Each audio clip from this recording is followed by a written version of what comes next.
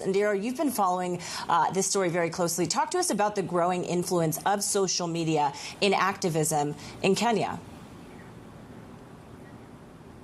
Hi, Jen. So it all boils down to President William Ruto's growing unpopularity in the country. He's introduced a raft of punitive tax measures amid cost of living crisis in the country. And what happened on the 25th of June is there was a massive protest in the country.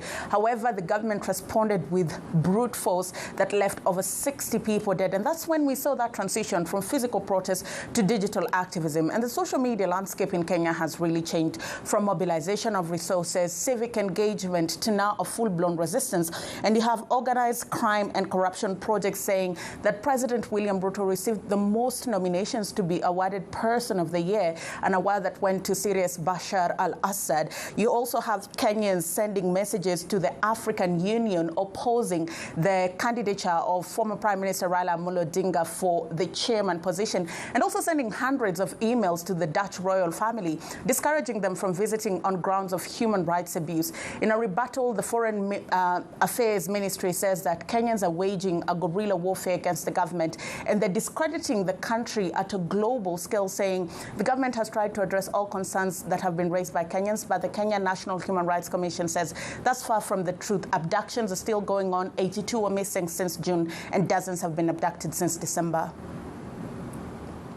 Listen, Ndiro, is it likely, though, that this new directive means we'll see any sort of scaling back of social media usage? We've clearly seen Gen Z and the younger population turning to this to get some action out of the government. What do you think this means for freedom of expression, moving forward?